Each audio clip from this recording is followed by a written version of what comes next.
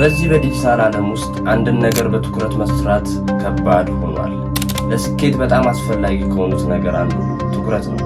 ዋረን በፌት እና ቢል ጌት እንደተናገሩት። ሰላም፣ እንዴት ናችሁ? ዮሐንስ እባላለሁ። ዛሬ ደግሞ በአዲስ ቪዲዮ መጥቻለሁ። የዛሬ ርዕሳችን ትኩረት ይላል። በቪዲዮዎች ውስጥ የሚካተቱ ነገሮች ትኩረት ምን እንደሆነ፣ ትኩረት ማጣትና ምክንያቶቹ፣ የትኩረት ደረጃ፣ መፍትሄውና ቦነስ አንድ መጽሐፍ ጠቁማችኋለሁ። በመጀመሪያ ትኩረት ምንድን ነው? ትኩረት ማለት ለወቅቱ አስፈላጊ በሆነ መልኩ ሐሳባችንን ሰብስበን በብቃት ስንሰራ፣ ስናከናውን፣ ትምህርትም ከሆነ ስንማር ማለት ነው። አንድን ነገር ሐሳብን ሰብስቦ የመስራት ትኩረት ይባላል። ትኩረት ስናጣ የምናያቸው ምልክቶች ምንድን ናቸው? የማተኮር ችግር ልናይ እንችላለን። የመጀመሪያው የማተኮር ችግር ነው። በተግባሮቻችን ላይ ትኩረት የማጣት ችግር ሊገጥመን ይችላል። መርሳት፣ ነገሮችን ወይም ተግባሮችን በተደጋጋሚ መርሳት ሊገጥመን ይችላል። ዝቅተኛ ምርታማነት፣ የምንሰራው ስራዎችን በብቃት አለማጠናቀቅ ወይም መዘግየት፣ ስራዎቻችን ላይ መዘግየት ይኖራል ማለት ነው። ትኩረት ስናጣ የምናያቸው ምልክቶች።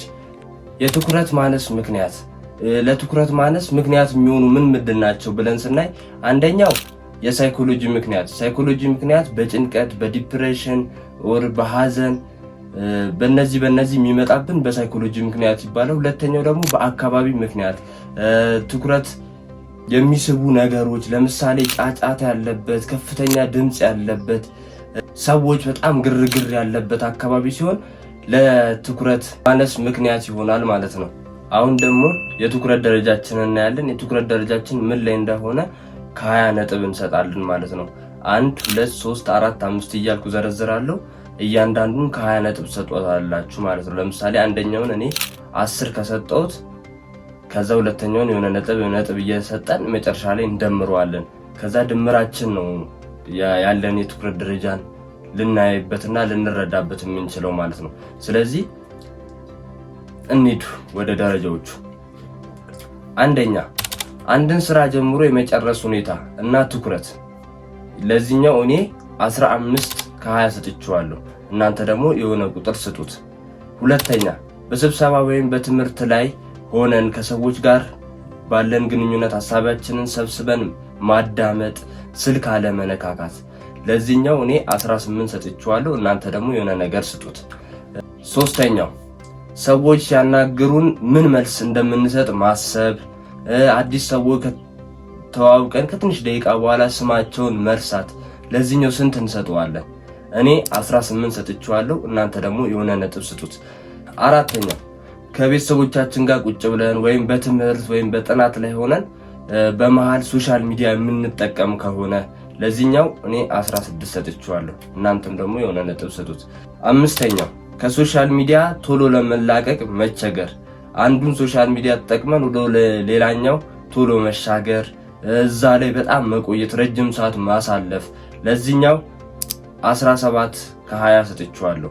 በድምሩ 84 ሆኗል ማለት ነው። ስለዚህ አሁን ውጤታችንን እንዘርዝረው ማለት ነው። ከ80 በላይ ካመጣችሁ ድምሩ ጥሩ ላይ ነው ማለት ነው።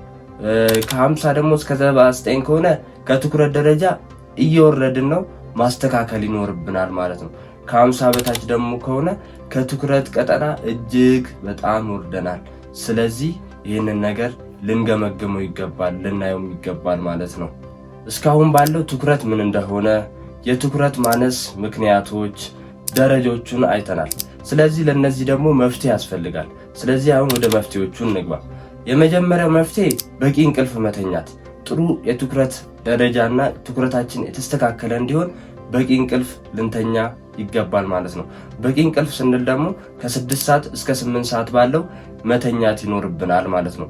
ሁለተኛው የአካል ብቃት እንቅስቃሴ ማድረግ። ይሄ አስፈላጊውና ወሳኙ ጉዳይ ነው። ስፖርት በምንሰራበት ጊዜ ትኩረታችን ብቻ አይደለም የሚስተካከለው፣ ብዙ ነገራችንን ለሰውነታችንም ቀለል ብሎ እንድንውል ትኩረት ደረጃችንም ከፍ እንዲል ያደርግልናል። ስለዚህ የአካል ብቃት እንቅስቃሴ መስራት፣ ቀለል ያሉ ሩጫዎች፣ ስትሬቺንግ ኤክሰርሳይሶችን ማድረግ መስራት ይኖርብናል ማለት ነው። ሶስተኛው ደግሞ የአመጋገብ ሁኔታን ማስተካከል ነው። በኒውትራንትና በሚነራል የበለጸጉ ምግቦችን መመገብ ይኖርብናል ማለት ነው። እነሱን ደግሞ ከተመገብን በኋላ በቂ ውሃ መጠጣት፣ በቀን ውስጥ እስከ 2 ሊትር ባለው መጠጣት፣ አቅማችን ከቻለ 2 ሊትር ከዛም በላይ ብንጠጣ ይመከራል ማለት ነው። ሌሎቹ ደግሞ ቀድሞ እቅድ ማውጣትም ጠቃሚ ነው። ለትኩረት ደረጃችን አሪፍ እንዲሆን ትኩረት ቀድመን ብናወጣ፣ ለማሰብ ለራሳችን ለማሰብ ጊዜ ብንሰጥ። ሌላው ደግሞ ዋናው ነገር ትኩረት እንዳጣን ስናውቅ፣ ትኩረታችን እንደተበተነ ስናውቅ ቶሎ ብለን ቆም ብለን ትኩረታችንን ለመሰብሰብ መሞከር ይኖርብናል ማለት ነው። ወደ መጨረሻው የቦነስ ሰዓት ገብተናል። እስካሁን ግን ያለው ቪዲዮ አስተማሪ ሆኖ ካገኛችሁ ሰብስክራይብ በማድረግ ሀሳብ አስተያየቶቻችሁን ደግሞ በኮሜንት በማስቀመጥ ሼርም ላይክም በማድረግ እኔን አበረታቱኝ። ቡክ ሪኮማንድ ማድረጋችሁ ወይም የምመክራችሁ መጽሐፍ ለትኩረት አሪፍ ነው ብዬ የማስበው መጽሐፉ ርዕስ ዲፕ ወርክ ይባላል። የመጽሐፉ ጸሐፊ ካል ኒውፖርት ይባላል። የመጽሐፉ ይዘት ስለ ዲፕ ወርክ በትኩረት እንዴት እንደምንሰራ ስለ ሻሎ ወርክ ብቻ መጽሐፉን አንብቡት። መጽሐፉን ደግሞ እዚሁ ሪቪው አድርግልኝ የምትሉ ከሆነ እናደርገዋለን። ሰላሙ ነው።